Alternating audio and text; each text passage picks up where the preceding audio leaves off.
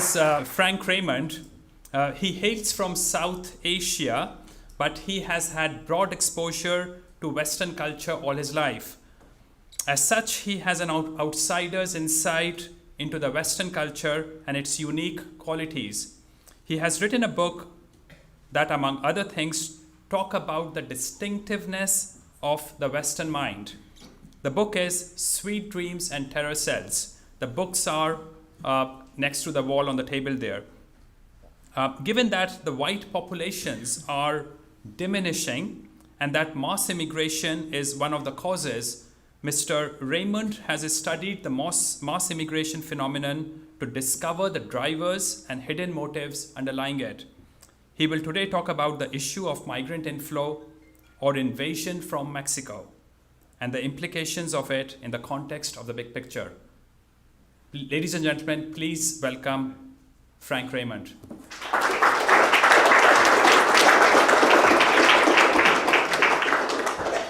Thank you, gentlemen. It's a privilege to address you. And the subject I have, of course, is sensitive. Because whenever you talk about race in the Western world today, it becomes explosive. Just yesterday, I was speaking to a woman in the city of Coquitlam, which used to be a very pleasant green city, but due to mass immigration, it is turning into a concrete hellhole. And she was bemoaning that fact, and she mentioned at one point that the people who are flooding in have virtually replaced the white population, and she had very few people to speak to, people who would understand her mind and her soul and have the same sense of humor as herself. She did mention that at one point, but when I said that you really must sort of think of yourself as part of a wider collective, the entire white race in Canada and across the world, at that point, she didn't want to talk anymore. This was this is forbidden. And she quickly apologized and scurried off. Now, at one time, of course, that wouldn't have been the case, but everything's upside down today. On CNN a couple of months ago, the question of cuckolding came up, and a cuckold is someone who lets his wife fornicate with another man. And CNN said, but cuckolding is good. It restores marriages. It makes marriages more healthy. Is that US CNN? US CNN. They said, why are they mockingly calling this fellow a cuckold? Cuckolding can be therapeutic and healthy. Everything's upside down. And you wonder why that is. Now, as today, mestizos, I suppose I call the people of Latin America mestizos because they're basically Amerindian people with a dash of Spanish blood. As mestizos pour across the US-Mexico border today, and there's so much controversy, the most remarkable thing is that this is still happening today in 2018. There has been a white awakening represented by the election of Donald Trump. But if it can happen after that, it's a symptom of a pretty historic decision point. If a real good resistance, decision, courage doesn't happen, if that doesn't take place, this might end up as a last whimper by the white people who built the civilization that millions of people are rushing to enjoy and to possess. It'll end up as a kind of a wet squib with a psh. If that's so, one branch of humanity will soon die, and the world will transition downwards into an overpopulated, polluted, concrete planet that will die sooner than anyone expects. Now, as you can see, I'm not a white person, but I can speak I'll have to speak like a white nationalist. Now, by that, I mean that I shall speak from the viewpoint that the white race should survive, prosper, exist, and bear many generations more of white boys and girls. Now, if you said that 100 years ago, you'd be called a patriot. But today, loud and aggressive voices will shout you down as a racist.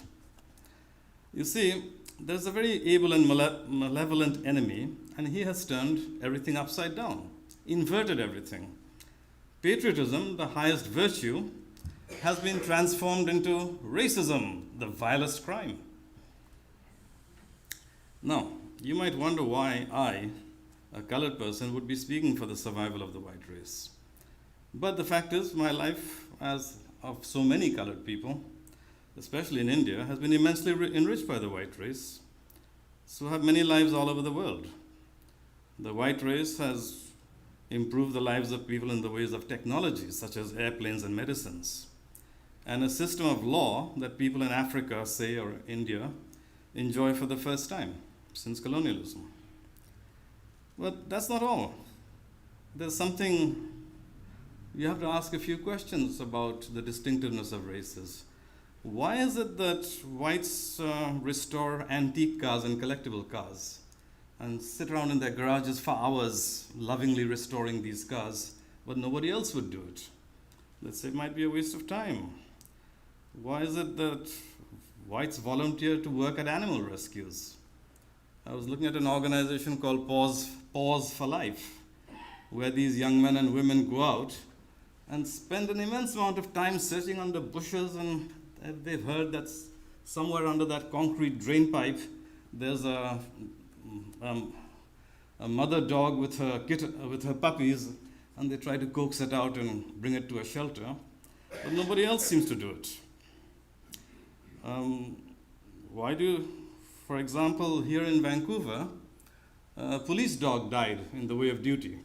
I was fairly new immigrant at the time, and the police department decided to hold a funeral for this police dog, and they invited all the other police dogs of Vancouver to come and attend, with the result that it was the noisiest funeral in Vancouver history, with all those dogs barking away.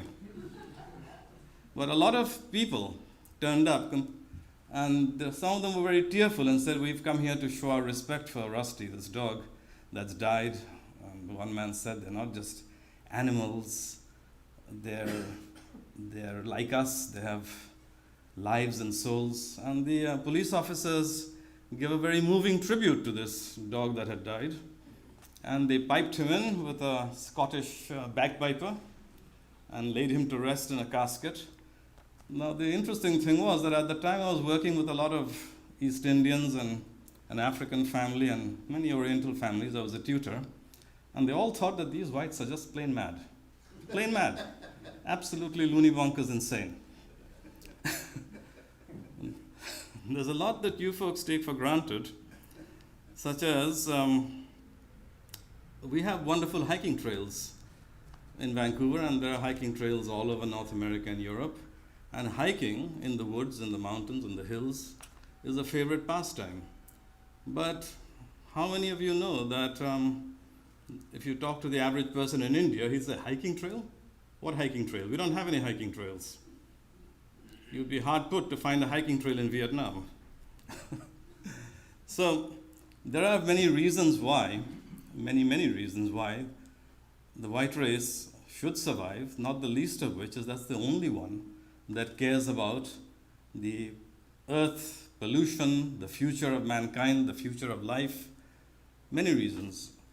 I was in Seattle not so long ago, and I had to stop at a coffee shop to ask for directions, and there was a group of people sitting and discussing, and they had their laptops. There was an older man of 60. There were younger people. And this man was saying that there's a real problem, that there's this methane belt around the planet. And the methane belt is mainly around the equator. But if it gets any more, if it doubles, it'll be absolutely catastrophic for humanity.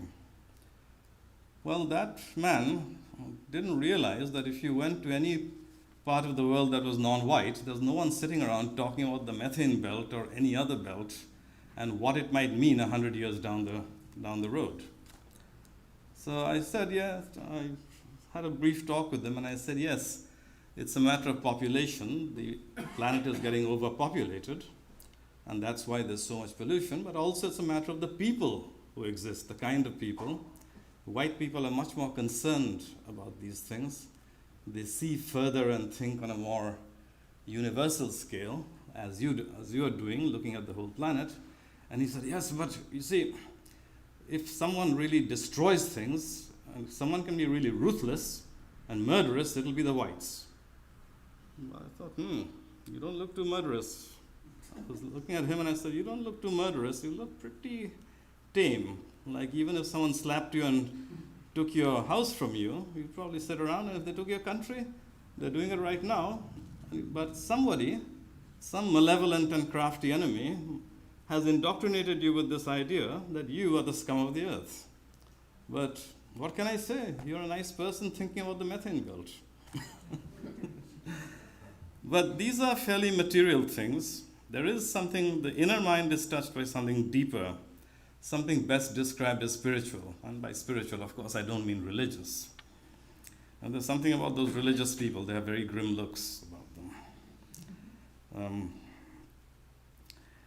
Maybe you can touch a little bit of it by saying there's the love of the sea. Only Caucasians seem to have this fascination with the sea, with ships. All those paintings of sailing ships struggling amid storms, of lost ships wrecked and foundered on the beach. They're seeming to reach a claw upwards in protest on some lonely beach. All those books by Joseph Conrad, those paintings of fishing boats coming home in the evening. But there is a soul there somewhere, and it needs to be explored. And what my conclusion was that whites, Caucasians do have a unique soul, and I'm saying soul in the deepest sense. And that's why perhaps they're alarmed at being dispossessed, colonized, surrounded by non-whites, their children forced to go to school as minorities in an alien society. There are schools in Vancouver where there's a single white Canadian surrounded by mainly Orientals. This boy is not growing up with his own people, with his own mind, with that sense of humor, that level of, that kind of intelligence. He's losing his soul, that boy or girl.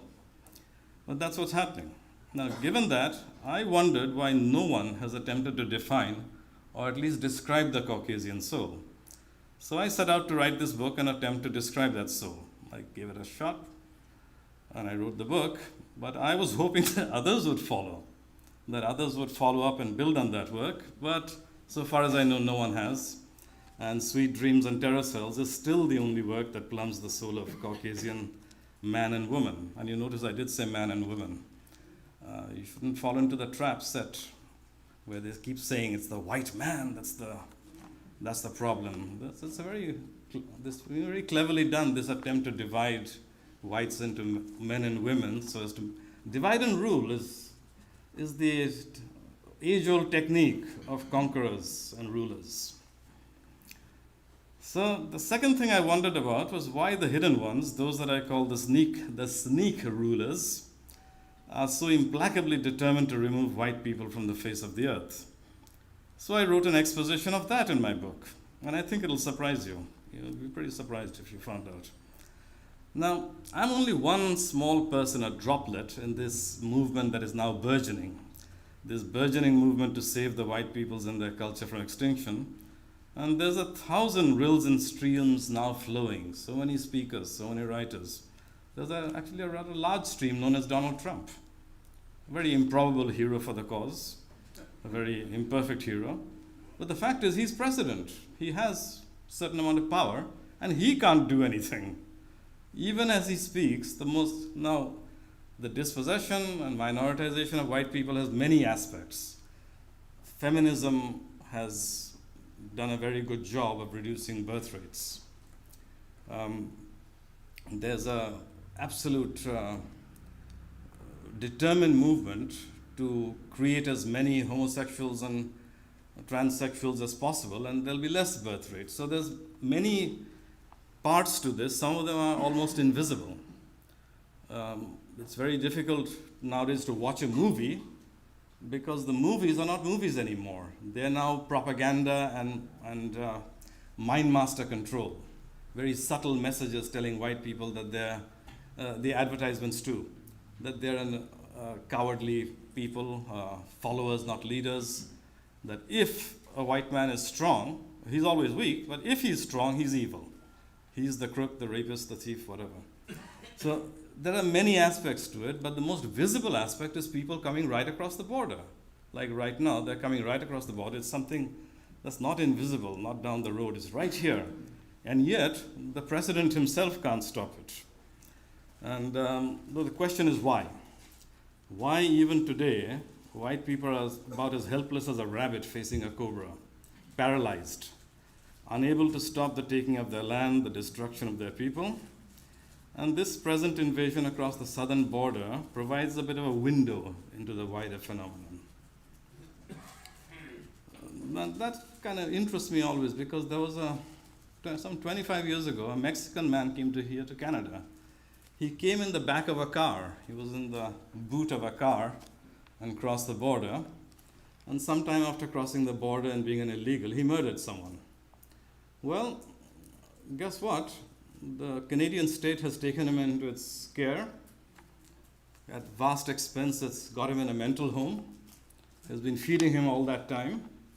And every so often he comes to court with some demand or the other, and a very highly paid lawyer goes up, and very highly paid immigration judges sit around, and so it goes on. There's just, it kind of shows you how weak your state has become in the face of all the subversion that's happened. The state is practically helpless right now. Now, of course, when he got into trouble, he instantly filed a refugee claim.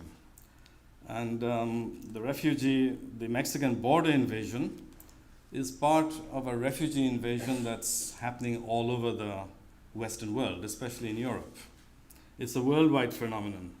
But what people don't realize is these things are prepared over a long time. When someone has a determined move to subvert a country or to destroy a people, they work on it for a long time. I wonder if any of you have read the book All Quiet on the Western Front. Yeah, very nice book too. I admire it. I think he's a great author. Very beautiful writing. I also happen to think that Eric Maria Remarque, the writer, was a paid subversive. And I'm not alone in thinking that. The National Socialists decided he was and wanted to boot him out, and I think they did. He wrote All Quiet on the Western Front at a time when the Bolsheviks were in high gear, in action, and they saw war and defeat in war as their way in. When a country is defeated in war, it has a sense of worthlessness, it has a sense of defeatism, despair, and above all, it's in chaos. That's when the Bolsheviks can move in. That happened in Russia.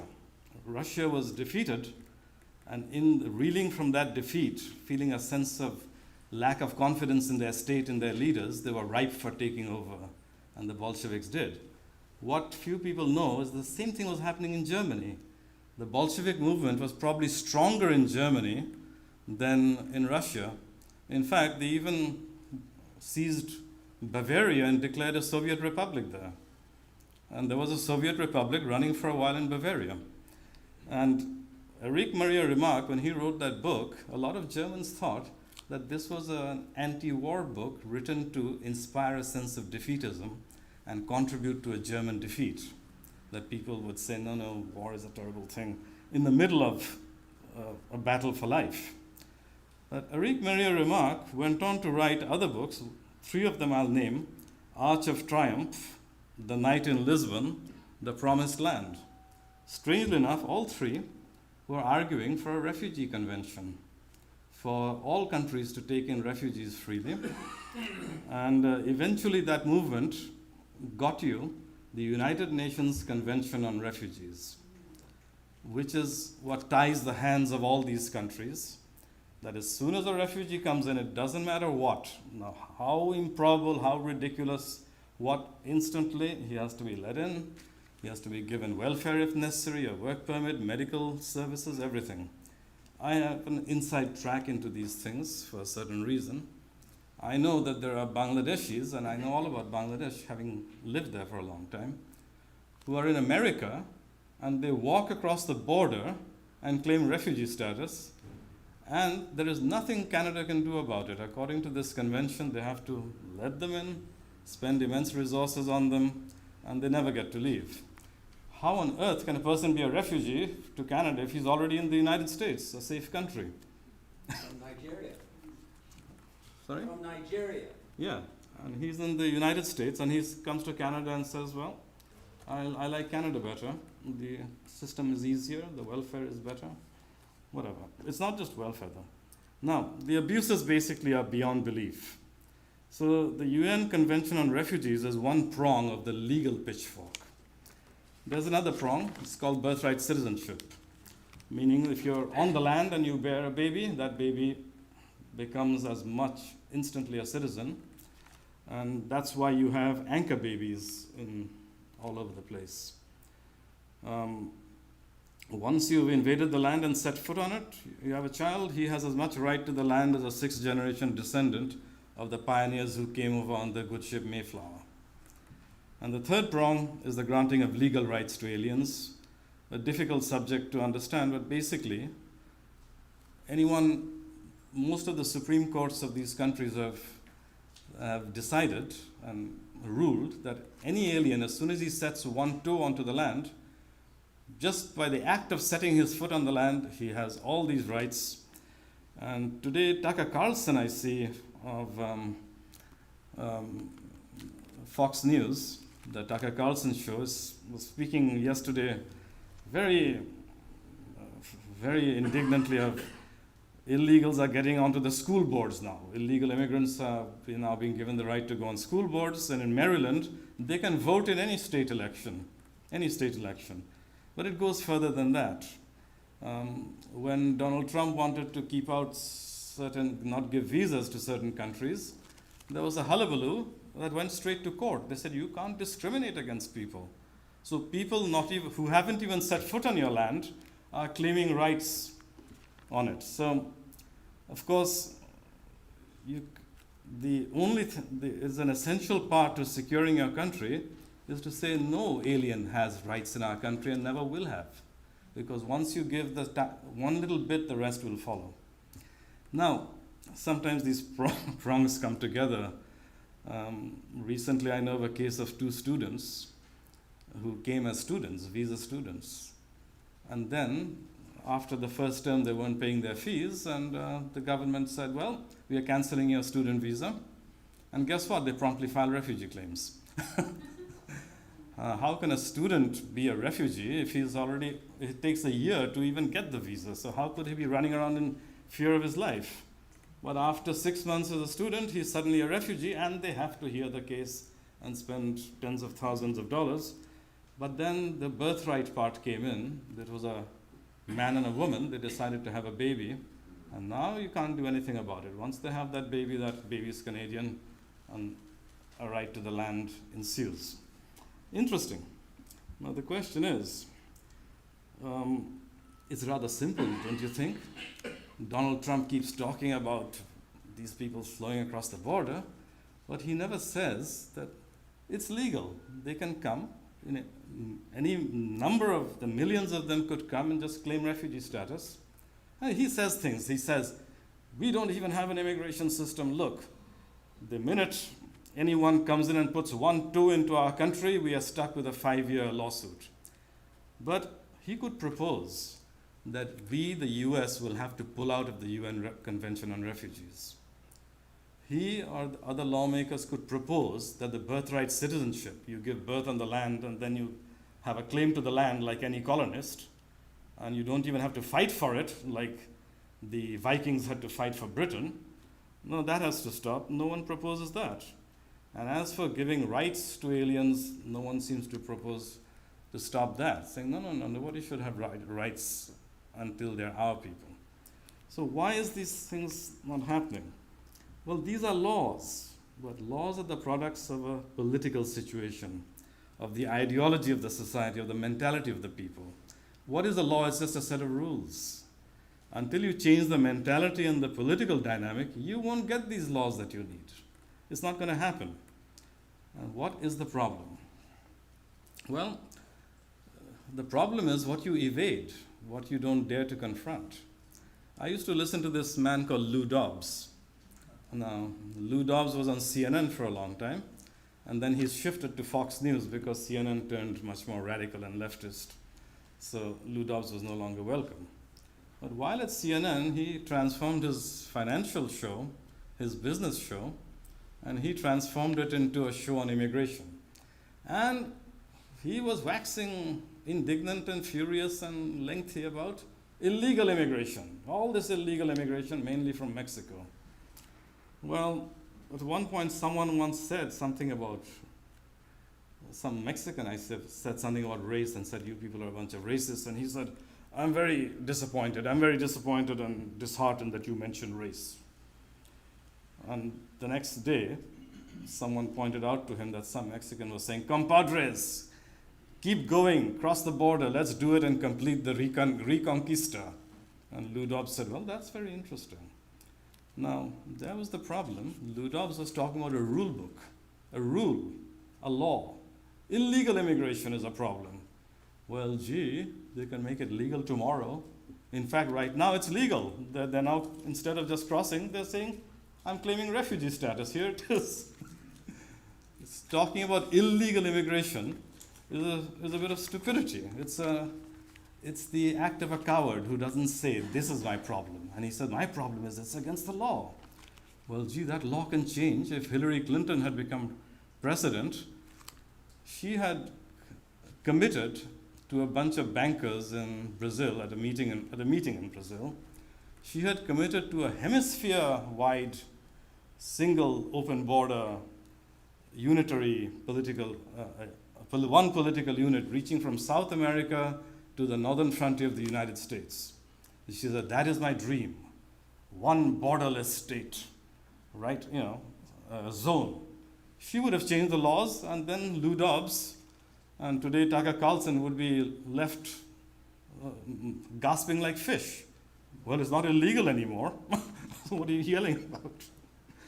Tucker Carlson keeps saying, if you're illegal, you can't demand this, you can't demand that, and you shouldn't have sanctuary cities because it breaks the law.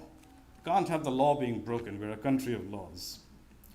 Then he says other things, like he's the strongest voice. That's why I mentioned Tucker Carlson. He's the strongest voice in the mainstream media. And he can't mention race or his race. He says the Democrats are doing this because they want to bring in voters who will continue their socialist policies. Voters who will want welfare and state-funded Medicare, and so they want to stay in power forever. Well, that's not the truth, and that's not Tucker Carlson's problem. Tucker Carlson's problem is that he's a white American, and his people are being dispossessed. And these are aliens, and he can't even say that. The final bit of cowardice is this obsession with crime and murder. Even Donald Trump seems to not get past that. What's the problem with this mass immigration? Especially it's illegal immigration. They say that's fine, illegal immigration's fine, you can't deport them unless they commit a crime. Well, gee, I thought it was a crime just to be illegal, but now it's come to the point that even an illegal immigrant is now fine. Even an illegal immigrant fine. It's only when he commits a crime that you can deport him. So Donald Trump will talk about Kate Steinle, who got murdered by some illegal immigrant. He'll talk about the crime rate. Even day before yesterday, he said the big problem with there'll be illegal immigration and there'll be crime instantly. We'll no longer have safe cities. Now, illegal immigration is not the issue. Crime is not the issue. Immigration is not the issue. Race and nation are the issues that they're too cowardly to say. So why not just say it? My race does not have, I'm a white American or I'm a white Canadian.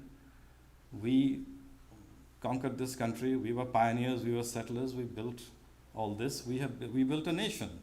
George Washington and the founding fathers were not mestizo and they were not Filipino. This is our country. But my people do not. We are like the Kurds of today. The Kurds, by the way, are people in the Middle East who don't have a country.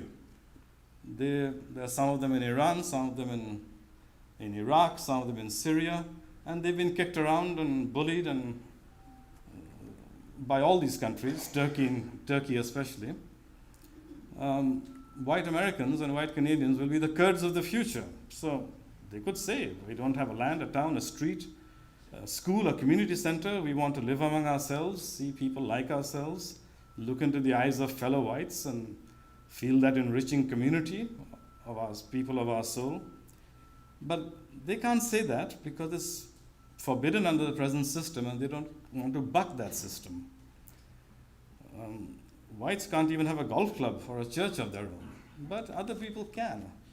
Just last week I was walking down this street called Nelson, where there's a Korean church, and I heard this music and I thought, well, that music is rather nice. My son and I were walking and I wanted to go in, and there was this Korean woman and she stops us at the doors in a fussy way saying, Korean, Korean. I said, I heard the music and I just wanted to see who's playing it and just want to listen to the music. It's rather nice. No, Korea, Korean.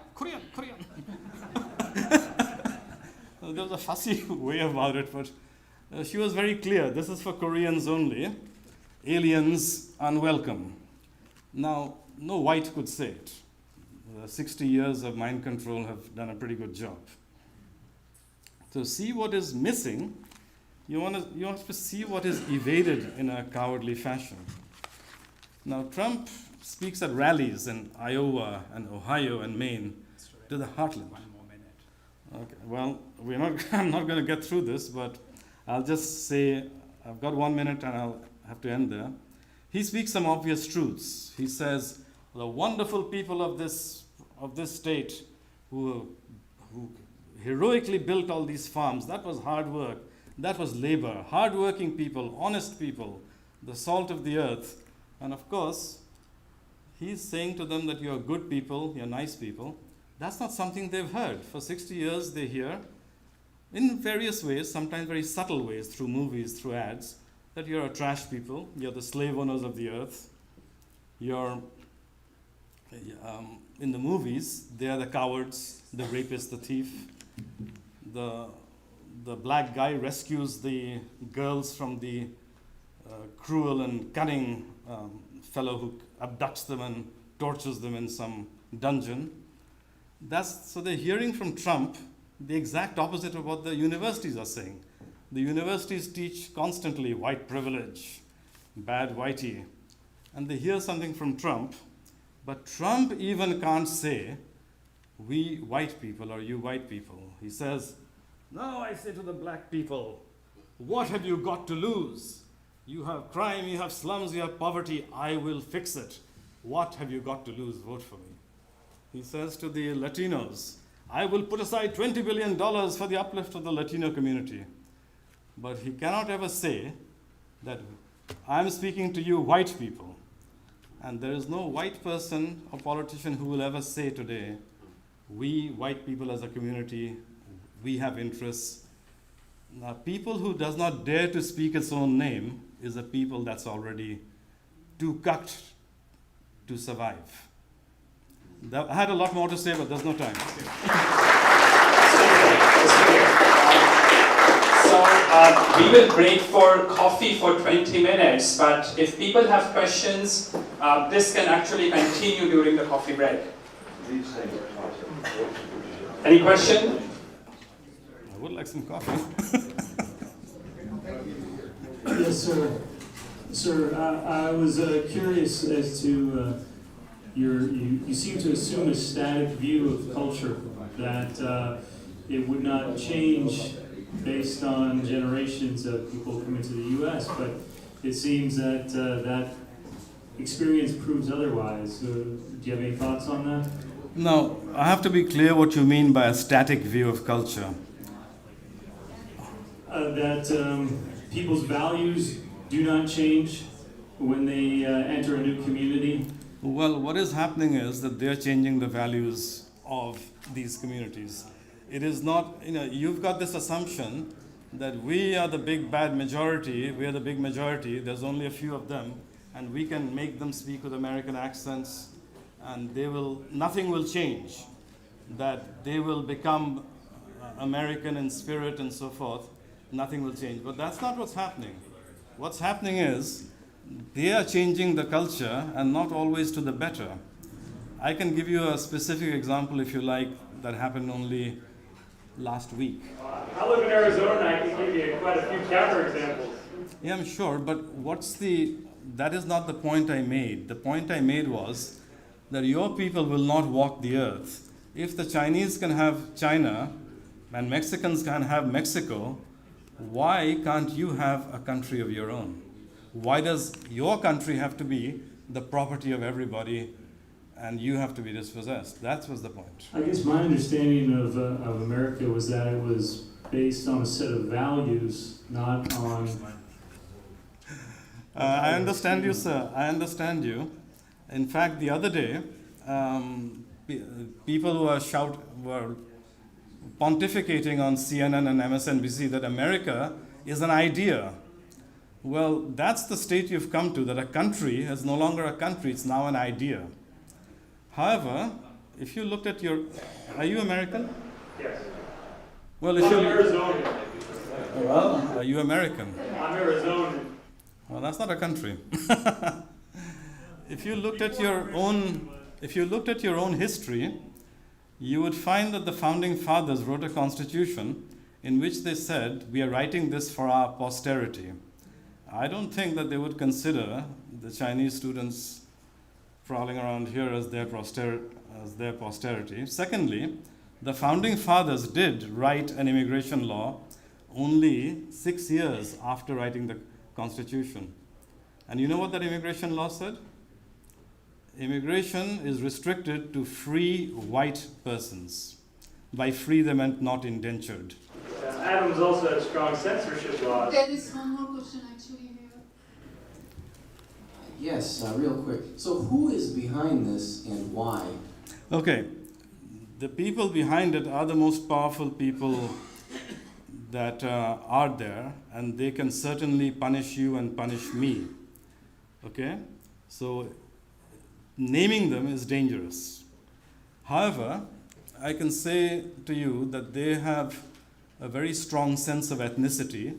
They know the value of ethnicity because they've been practicing it for a long time.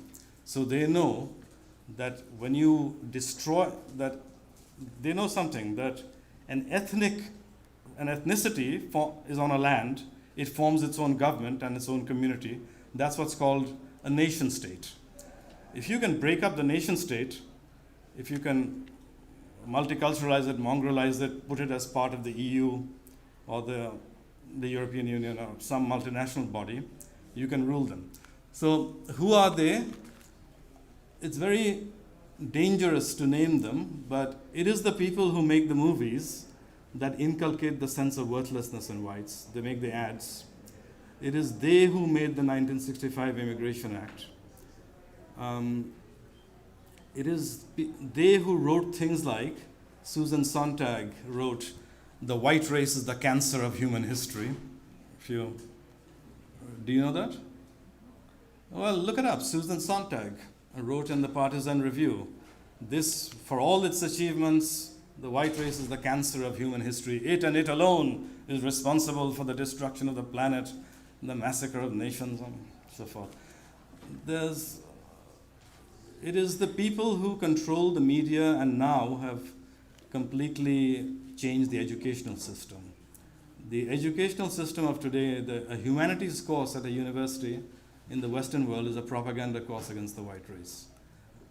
We can look at specific examples if you like, but There is one more question here. yes, sir. I'm from Vancouver, and you're absolutely right. Canada's the only country in history that's changed the population culture without a war. And I witness it every day in Vancouver. I feel like I'm a minority in the city. I live in West Vancouver, and there's two cultures over there that are becoming dominant. There's the Persian culture and the Chinese culture, and nobody assimilates. You walk down the street, nobody says hello to each other. They're afraid to do that. You go to the restaurants I go to are all white people in the restaurants. The Chinese restaurants are all Chinese people. And you're absolutely right. The culture is changing. This is not, Canada in 20 years will not be Canada anymore. There will be a mishmash of tribal communities separated and that do not assimilate, that don't talk to each other, and they'll all speak their own languages and have their own religions, and there will be not one culture anymore. That's happening in front of me. Yes, sir. But you have to understand that while you're completely right, the point is that these very powerful people, very able people, the sneak rulers are very able. They have two goals, two big goals. One is to genocide and replace the white peoples, replace them on the land, because they prefer to have colored peoples. And the other is to have a strong base in the Middle East, which is why there are all these Middle East wars to rule it from. Now, their goal is not about culture. It's not about anything else. Their goal is to colonize these lands with alien peoples, dispossess you. The real issue is you're being dispossessed of your land and your community, and in the process they have to brainwash you and tell your kids that they're criminals, of course. They have to tell them that. Yeah. So the central issue is, will you have a land, and you're being dispossessed of a country, of a land where your people and only your people live, and therefore can develop your soul, state of mind and culture.